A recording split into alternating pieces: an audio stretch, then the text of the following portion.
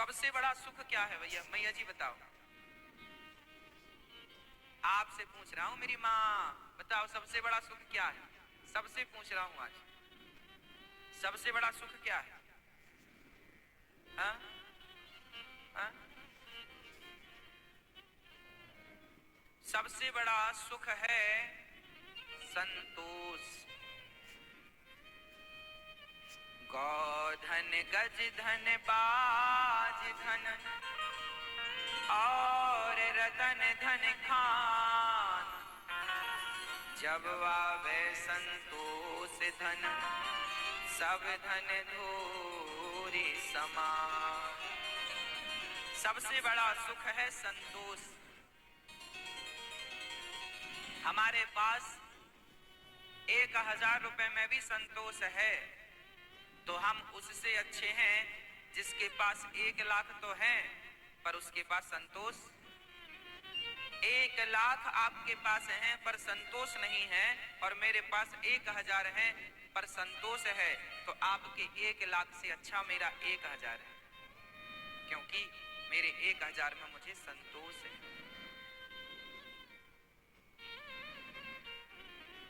संतोष सबसे बड़ा धन है। आज का प्राणी दुखी क्यों है? क्योंकि उसके पास कमी दौलत की नहीं है, कमी संतोष की है। इसलिए संतोष आवश्यक है। सुदामा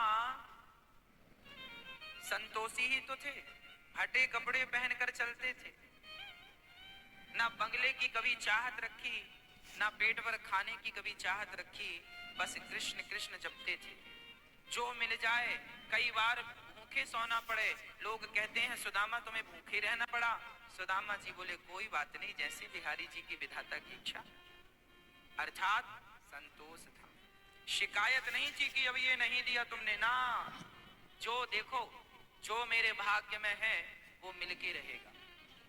मेरे भाग्य में सुख है, सुख मिलकर रहेगा, और मेरे भाग्य में दुख है, दुख मिलकर रहेगा। और भाग्य बनता कैसे है? बोले पिछले जन्म में मैंने अच्छा किया किसी के संग, तो इस जन्म में मेरा भाग्य अच्छा है, और मैंने किसी के संग पिछले जन्म में बुरा किया तो मेरा भाग्य बुरा है।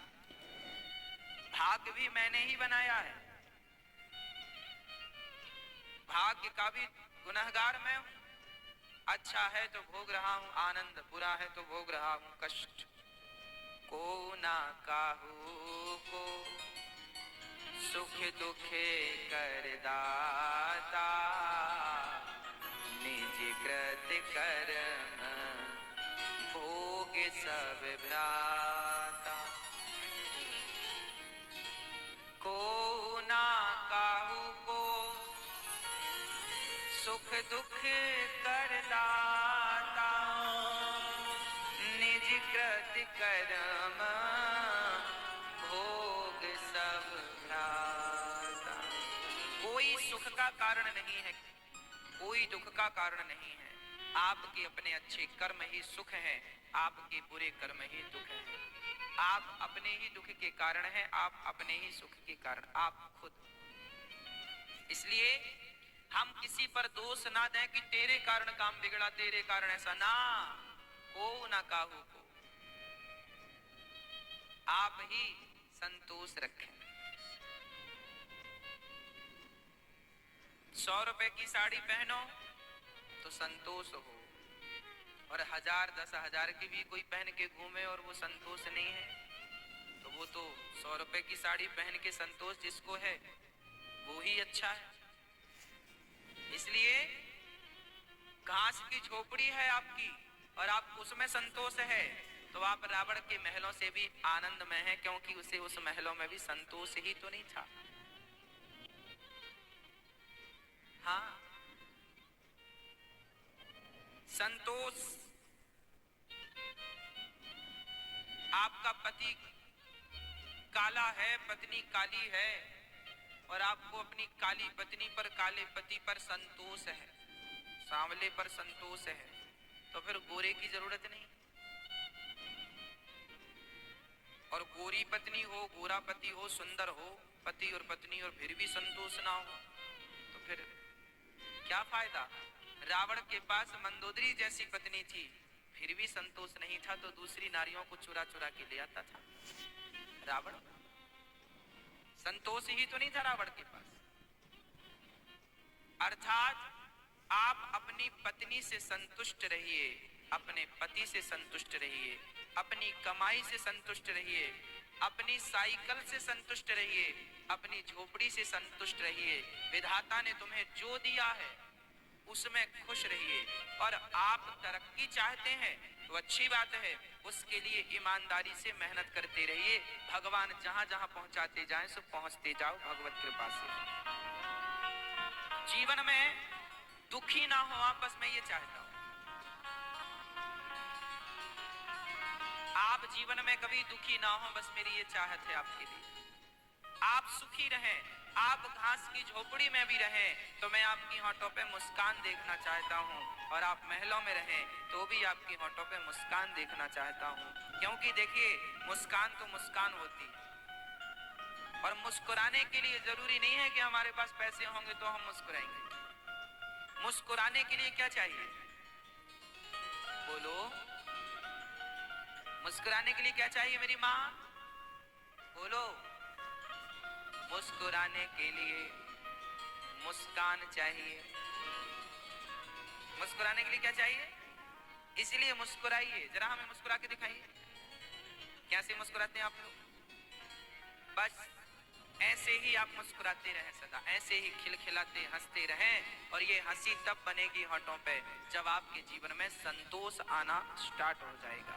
संतोष आएगा तो मुस्कान आएगी, संतोष जाएगा तो मुस्कान भी जाएगी। इसलिए संतोष लाइए, संतोष लाइए। संतोष भगवान की भक्ति है।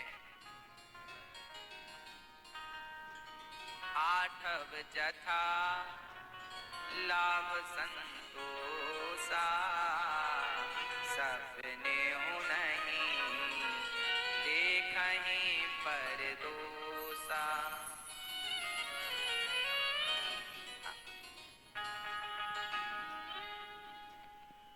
भगवान ने जो दिया है उसमें संतोष।